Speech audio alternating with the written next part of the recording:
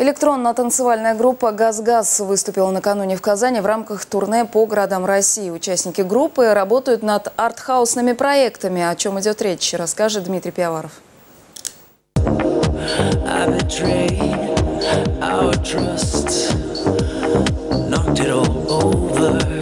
Группа, созданная в 1995 году, растопила льды холодного Рейкьявика и вместе с ни на что не похожей атмосферой устремилась в Европу, меняла составы, возрождалась как феникс из пепла, чтобы найти новые эксперименты. Альбом «Arabian Horse» или «Арабский жеребец» – феноменальный сплав электронных ритмов, вокала и синтеза, кино и документалистики, сведенный к минимализму. Стефан Стефансон вновь в боевом строю, как на благо группы «Газ-Газ», так и на благо собственных электронных проектов.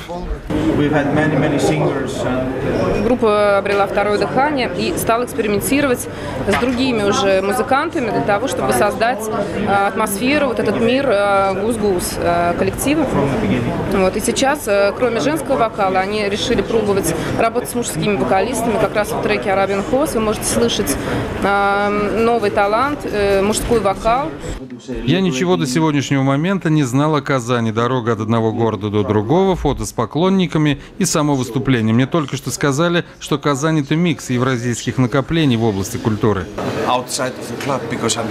Тяжело составить впечатление, да, находясь только в клубе и не видя город.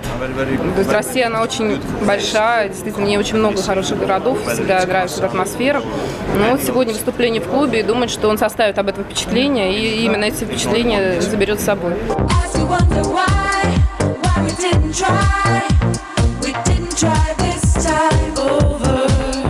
Группа радует своих почитателей техно, фанка, хип-хопа и хаоса и находится на боевом коне. Именно «Арабский скакун», альбом 2011 года, вновь вернул группе рождение. По сути, визиты таких мастеров в Казань проходят редко, но метко. А о российских музыкантах, играющих электронную музыку, гости мало что знают. Всех уравнивают великие имена, на том и стоим.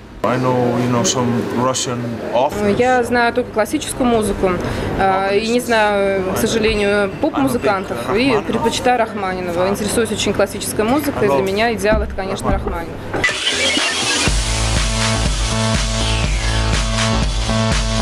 Дмитрий Пиаваров, Дмитрий Рыженко, телеканал «Эфир». Сегодня в